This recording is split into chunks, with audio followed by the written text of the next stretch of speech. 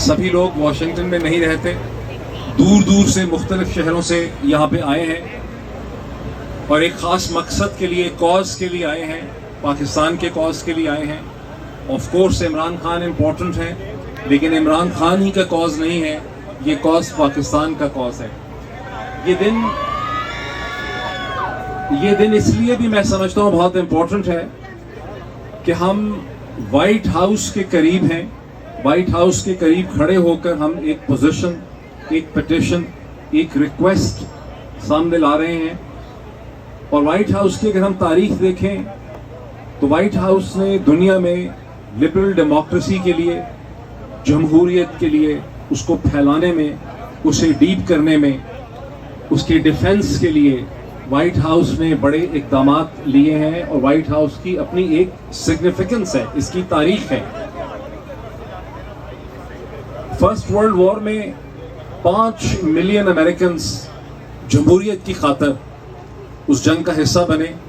1 لاکھ سے زیادہ امریکنز نے اپنی زندگیاں قربان کی جمہوریت کے لیے، پرنسپل ڈیتھ. اس کے بعد سے ہر جنگ میں، دوسری جنگ عظیم میں 16 ملین، 1 کروڑ 60 لاکھ امریکنز اس جنگ کا حصہ تھے جو جمہوریت اور لبرل ڈیموکریسی کے لیے لڑی گئی. کورین وار میں 6 ملین امریکنز نے حصہ لیا، 50,000 سے زیادہ نے اپنی جانوں کا قربانی دی. ویتنام کی جنگ میں 3 ملین امریکنز جو ہیں وہ لڑے جمہوریت کے کاز میں. اور پاکستان کی جب ہم بات کرتے ہیں تو کئی مواقع 60s میں، پھر 70s 80s میں، پھر اس کے بعد 9/11 کے بعد پاکستانی قوم امریکہ کے ساتھ کھڑی ہوئی جمہوریت کے ڈیفنس کے لیے، ایک لبرل ورلڈ آرڈر کے لیے.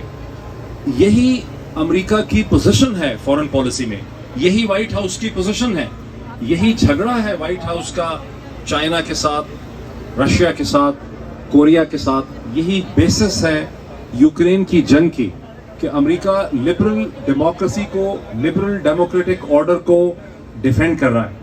اور پاکستان امریکہ کے کازز میں امریکہ کے ساتھ کھڑا ہوا ہے. جب ہم یہاں آئے ہیں، میں اسی دن کی اور اس جگہ کی مناسبت سے یہ بات کرنا چاہتا ہوں. آپ لوگ یہاں پہ کیوں آئے؟ پاکستانی، ایک چیز کا میں تھوڑا سا پہلے ذکر کر دوں، پھر اس کے بعد شہباز گل بہت کھل کے ذرا اس کو سیاسی رنگ سے دیکھیں گے چیزوں کو، لیکن میں اس کو تھوڑا ڈیفرنٹ طریقے سے دیکھوں. ایک کنفیوژن میرے ذہن میں یہ بھی تھی کہ میں کس کیپیسٹی میں، کس رول میں میں یہاں کھڑا ہوں. بیکاز گزشتہ 20 برس جو صحافت کی، لکھا، ایڈیٹرشپ کی، میں کسی سیاسی جماعت کا حصہ نہیں ہوں. تو پھر میں یہاں پر کس رول میں، کس کیپیسٹی کے اندر کھڑا ہوں، یہ ایک نیچرل کویسچن ہے. اور وہ میں تھوڑا سا آپ کو ایکسپلین کرنا چاہتا ہوں. 2008 کے بعد سے ہر پاکستانی حکومت نے، پروونشل گورنمنٹس نے، فیڈرل گورنمنٹس نے مجھے کوئی نہ کوئی سیاسی رول آفر کیا، اور میں نے کبھی اس کا مشہور نہیں کیا، لیکن میں نے ان کو پولائٹلی ریفیوز کیا تمیز سے، لیکن کبھی اس کے کوئی برونی پوائنٹس نہیں لیے. اور میرا آرگومنٹ یہ تھا کہ میرا رول کسی حکومت میں اور سیاست میں آنا نہیں ہے. میرا رول ایک پولیٹیکل کامنٹیٹر کا ہے جس نے تمام سائڈس کے اوپر تنقید بھی کرنی ہے اور تمام سائڈس کے ساتھ اپنا ریلیشن شپ بھی رکھنا ہے. مجھے میری ایک میڈیا سپیس چاہیے، ایکسپریشن کی سپیس چاہیے، سوچنے کی سپیس چاہیے. اور بائی اینڈ لارج 2022 تک پاکستان میں یہ سپیس کسی نہ کسی فارم میں تھی. کم ہو گئی تھی، شرنک ہو گئی تھی، لیکن یہ سپیس ایگزسٹ کرتی تھی. اور جب میں نے پاکستان چھوڑا اکتوبر 2022 میں، شہید ارشد شریف کی اسیسینیشن اور مرڈر کے ایک دن کے بعد، اس وقت تک بائی اینڈ لارج ہم سمجھتے تھے کہ پاکستان میں یہ سپیس ایگزسٹ کرتی. لیکن شہید ارشد شریف کی شہادت سے پہلے بھی ایسے سیکوینس آف ایونٹس پاکستان میں ہوئے، سٹارٹنگ فرام مئی 2022، جب ایک رات میں 4,000 سے زیادہ گھروں میں پنجاب میں پولیس نے ریڈ کیا، دروازے توڑے، عورتوں بچوں کو ہراساں کیا، لوگوں کو مارا پیٹا، لانگ مارچ کو ناکام بنانے کے لیے. میں ایکسپلین یہ کرنا چاہتا ہوں کہ ہم یہاں کیوں ہیں، میں یہاں کیوں کھڑا ہوں، آپ یہاں پہ کیوں موجود ہیں. میرا خیال تھا وی ول اسپیک ان انگلش تاکہ وہ آن ریکارڈ میں آئے، لیکن مجھ سے انسسٹ کیا جاتا ہے. I thought, English. So I thought that since all of you have called United States your home, since all of you have called United States your home, and I have come across people who came here in a suitcase with less than $1,000, and they have pursued the American dream of the pursuit of happiness. And I have come across people who came here in a suitcase, or maybe in $1,000, but they became millionaires over here. This is what the American dream has been. And today, if many of you are here, you're here because you have your families, you have your friends, you have your business partners, you have your interests in Pakistan. But above all, you have your identity in Pakistan, which you think is under threat. That is why you're here. That is why you have chosen to be next to the White House, because you want to register a point to the White House. What is that you expect from the White House? That is why I have given the background that how White House, since the days of Woodrow Wilson, before the First World War, has taken a clear position for the defense of democracy, for the deepening of democracy, for the entrenchment of democracy. And this is what I mentioned, and then I mentioned that 5 million Americans participated in the First World War on the principle for the defense of liberal democracy, on a principle of fighting the fascism. When 16 million Americans participated in Second World War, they were fighting against fascism. They wanted to defend the liberal democracy in Europe, in Asia, in Africa. And when they fought in Korea and when they fought in Vietnam, the principle was the defense of liberal democracy. You are here for the defense of the liberal democracy. This is what I wanted to emphasize. This is not a Pakistan's internal struggle. If in a country of the size of Pakistan, of 240 to 250 million people, that has stood with United States throughout its history, if liberal democracy cannot be defended in Pakistan, where else the White House will be able to defend the principle of liberal democracy? Yes!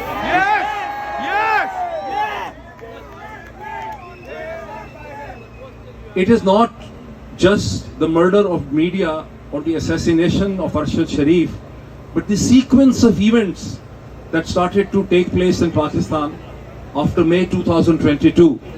The season of beatings on the road, of arrests, of detentions, of abductions, of people disappearing without any due process of law, when men were hung upside down, stripped naked. I mean, I just mentioned few names and all the scenarios will come in front of your eyes.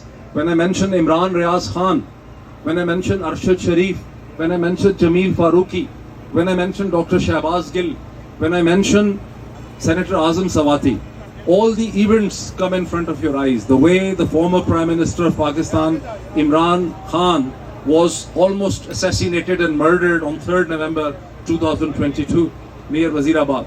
And then after May 9th, the unleashing of terror of the state against the people of Pakistan. This is what I think you are here for, to demand from the White House that we want White House not to ignore what is happening in Pakistan. We want White House to become engaged with Pakistan. We want White House to direct the Secretary of State to become engaged with Pakistan.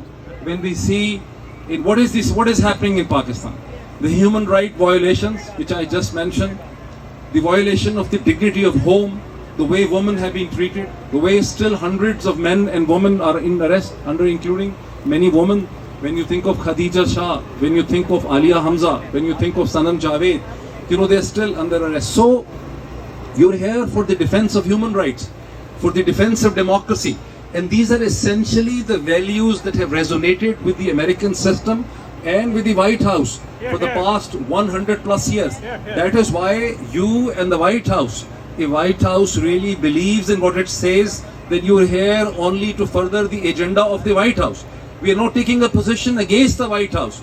We are taking a position what White House told us it believes in from the days of Woodrow Wilson, Harry Truman, Franklin Delano Roosevelt, from the days of Jimmy Carter, from the days of all the presidents, President Obama. So we are here resonating with the American values and demanding that the White House has to take a special interest, maybe a special point man to look at what is happening in Pakistan. 2 more lines and I finish. The situation is this: despite all what's happening in Pakistan, the only solution for the problems of Pakistan is free, fair and transparent election.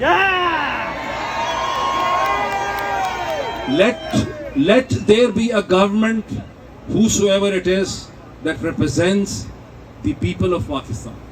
Yes. People of Pakistan and the state of Pakistan for the past 70 years has talked of the right of self-determination of the Kashmiri people, of the occupied Jammu and Kashmir. I am a Kashmiri, my family is from the occupied Jammu and Kashmir. But now the people of Pakistan need the self-determination. What is self-determination? If people of Pakistan cannot decide their future, cannot decide their fate, cannot decide a government of their own choice, whether in a province or in the center, that means people of Pakistan have been denied the right to self-determination. And this is White House responsibility to get involved in Pakistan to ensure timely, within the constitutional limit, the free, fair, credible elections. So we get disappointed when we see that Donald Bloom, the respected US ambassador, meets the election commissioner of Pakistan and the chief election commissioner refuses meeting the president of Pakistan for fixing a date for the election in Pakistan. Biden, shame on you, Biden. Shame on you, Biden. Shame on you, Sleepy Joe. Shame on you, Sleepy Joe. We know this thing, that the IMF deal which this regime in Pakistan got was not possible without serious efforts on part of the US Treasury. So they are surprised when the White House or the State Department tell that they cannot tell the government of Pakistan for the elections within the constitutional limit. So this is why we are here. We think the solution is the release of all political prisoners, including the former Prime Minister Imran Khan, which is one of the most unjust case where a former Prime Minister and the former Foreign Minister of a country have actually been arrested for violating the official secrets. It has never before happened that a Prime Minister and a Foreign Minister of a country, and the interesting thing is this complaint is not coming from the Ministry of Foreign Affairs.